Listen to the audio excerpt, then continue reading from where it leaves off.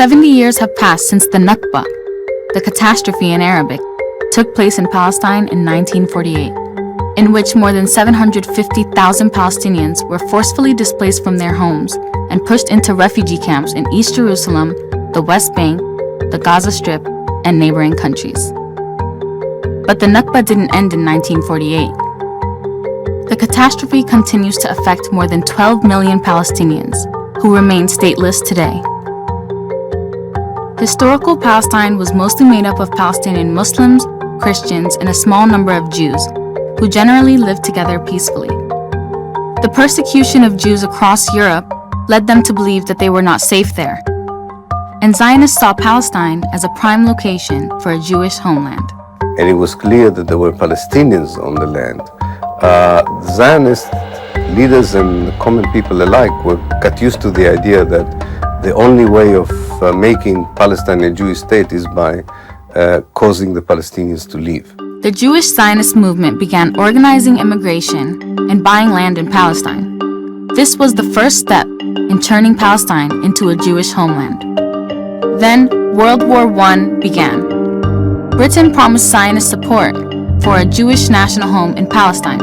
This came as a formal political letter known today as the Balfour Declaration.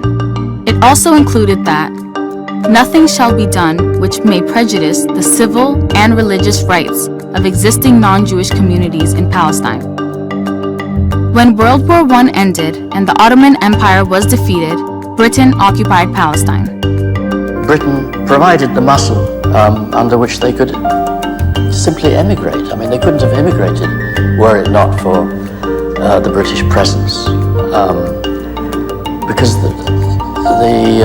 the crucial battle in the early stages was simply getting Jews into Palestine and acquiring land. They couldn't have done that without British government's sponsorship. Jewish migration into Palestine continued for decades, and the Palestinian people organized large demonstrations against this influx. Palestinians saw British support of Zionism as biased and unfair. So the people of Palestine revolted in 1936 to fight against British and Zionist occupation. During the 3-year uprising, thousands of Palestinians were killed, and hundreds of British citizens and Jewish Zionists died as well. Britain dismantled the Palestinian Revolution, leaving them with no political or military leadership. However, the British also began limiting Jewish migration. This upset the Jews who had fought with the British during the uprising and led them to create their own forces. Zionist militias carried out bombing attacks against both the British and the Palestinians. As things got out of hand, the British announced in 1947 that they'd be ending their mandate on Palestine. The file on Palestine was then transferred to the UN, which suggested dividing Palestine into an Arab and Jewish state. As the British were preparing to leave, the new Jewish population began taking over, and it helped that they were heavily armed. The ethnic cleansing of Palestinians began months before the British officially left Palestine. Zionists were taking over major cities and hundreds of villages, forcing thousands of Palestinians into neighboring countries. It happened many times that the Israeli, very holy soldiers took 10 of the youngsters in the middle of the village, shot them just in order to kill them, in order that all the others will see it and run away. And if it's not enough, they took others also. The British ended their mandate on May 14, 1948, leaving their tanks and armored weapons to the newly created State of Israel. From the time the British occupied Palestine in 1917 to when they left in 1948, the number of Jews is estimated to have multiplied 10 times to 500,000. As Zionist Jews declared the State of Israel on May 14, 1948, the surrounding Arab nations declared war, with the objective of liberating Palestine.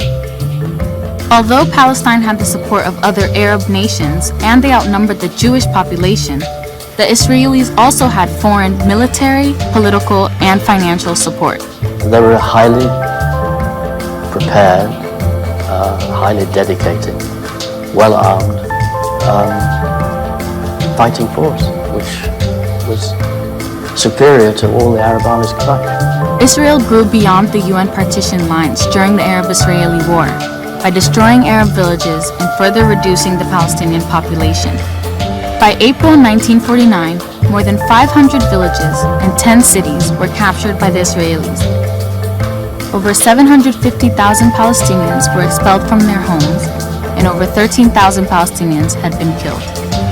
Even then, the Nakba did not end. Today, Israel occupies the whole of historical Palestine. Israelis continue to build illegal settlements on occupied Palestinian territories. Palestinians in the West Bank live under military law, which subjects them to checkpoints, curfews, and arbitrary arrests. Palestinians in Gaza live under a blockade imposed by Israel. Gaza is set to become unlivable by 2020. Palestinians today continue to demand their right to return to their homes. For them, the Nakba will not end until this right is granted. Palestine prison. It is one of the ironies of history that the descendants of the beleaguered Warsaw Ghetto in Poland, subjected to the bitter hatreds and repression of the Nazis, have established an entire sea of the oppressed and impoverished on their periphery, the open-air prison ghettos of Palestine, Gaza, and the West Bank. There, in full view of the world, is the latest apartheid state, where Arabs are excluded from certain roads, where their very land is carved up from beneath them and placed behind barbed wire, cyclone fences, and concrete walls. Welcome to the Israeli occupation, blessed by the U.S. government as its imperial outpost, where the lives of Palestinians are broken into thousands of pieces daily, where everything from olive trees to water sources, everything but the sun itself is locked up, barred, caged from the people of Palestine. And so, those who were subjected to the bitter hatreds and repression of Christian Europe for centuries are now subjecting another people to bitter hatreds and repression on behalf of Europe and America because of Western lust for Middle Eastern oil. The gift of one empire, the British, and now the tool of another empire, the U.S., Israel has become the rabid attack dog of the West, ready, willing, armed, and able to strike any target its master so commands, especially Arab targets. Meanwhile, the Palestinians suffer every tragedy an oppressed people can suffer: dislocation, occupation, imprisonment of its militants, seizure of its lands, and the embitterment of its spirits by the apartheid regime of Israel. Apartheid? Yes. For the only tangible difference between the racist repression of the South Africans and the Palestinians is that the nationalist government exploited African labor. The Zionists neither want nor need Palestinian labor. They want only their lands. And in that sense, it may be even worse, for there, in the Israeli apartheid, Arab Palestinians are truly expendable.